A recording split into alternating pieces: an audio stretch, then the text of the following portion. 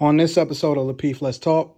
50 philosophy, which you only get a minimal amount of benefit that comes along with it. When you put halfway into anything, you only gonna get less than halfway as far as the results you get out of it. I think that when you do marriage the right way, that men ultimately benefit from marriage. And Amira actually took the words out of my mouth when the idea that you had to go hunt for a wife or you had to qualify yourself for a wife and all of these other types of things. It's easy. The financial aspect of it, let's just tackle that, right? The financial part of it is very easy if you even want to talk about a divorce or alimony or any of that, because I will say that me having a wife has significantly multiplied what it is that I've brought to that I've been able to bring in as far as resources. Without my wife, without the mining, even this month alone, this last November, her stopping school and then coming to work for me has more than tripled the revenue that we was able to bring in. Who benefits more from marriage, women or men? Who benefits more from marriage, women or men? Start with you, Rilla. What's your thoughts on it? That's a layup, man. Women benefit more from marriage.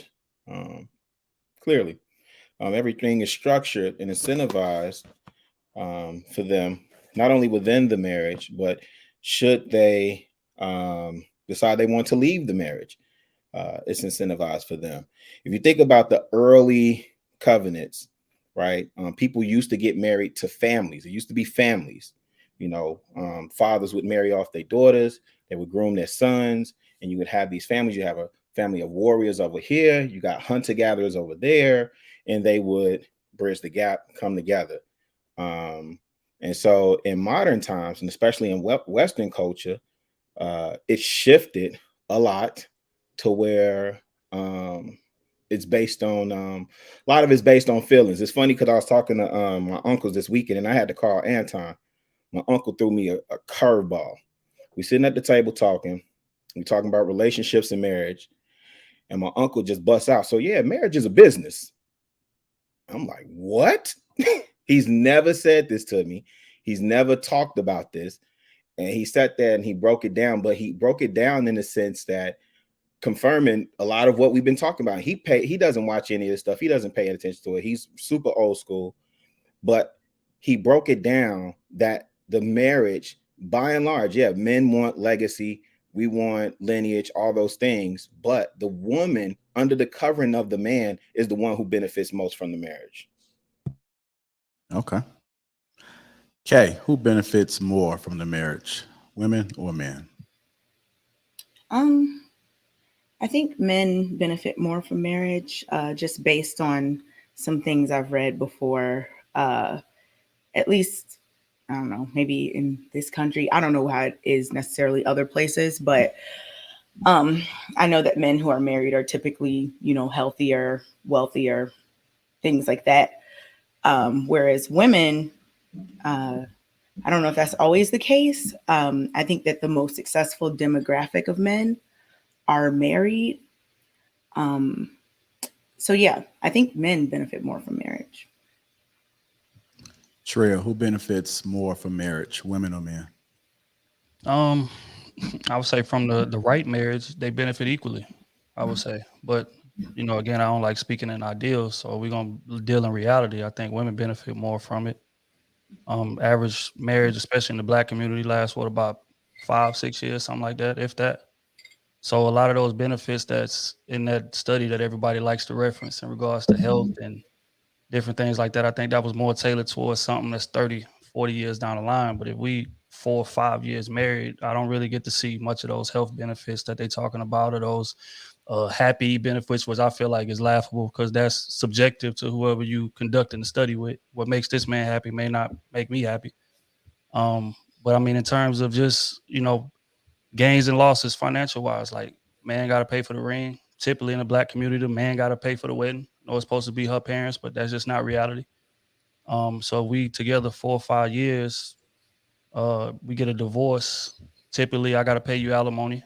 Typically, you're going to get custody of, you're going to be the primary caregiver of my kids. So I lose my kids.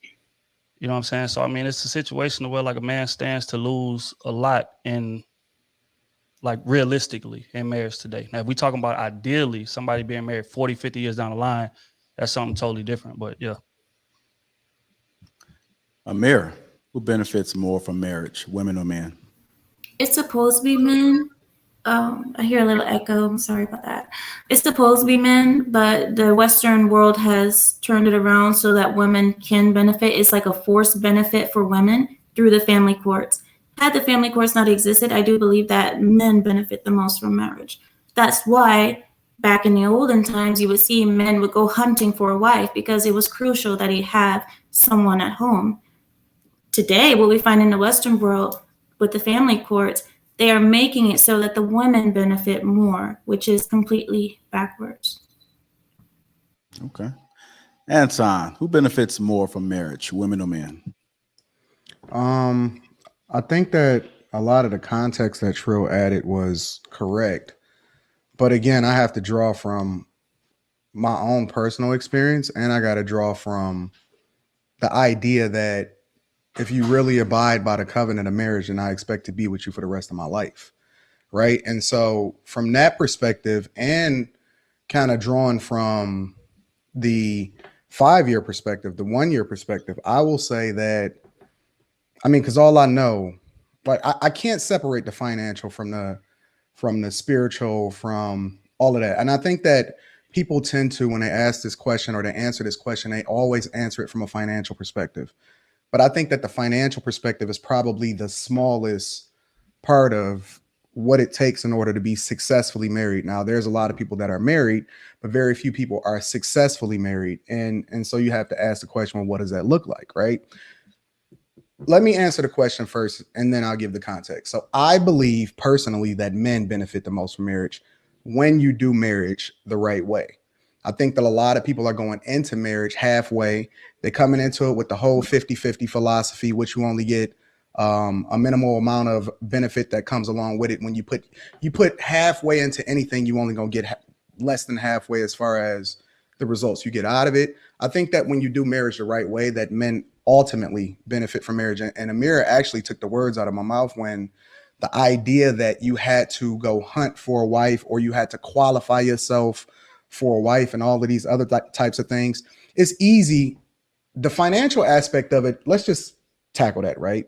The financial part of it is very easy if you even want to talk about a divorce or alimony or any of that, because I will say that me having a wife has significantly multiplied what it is that I've brought to that I've been able to bring in as far as resources.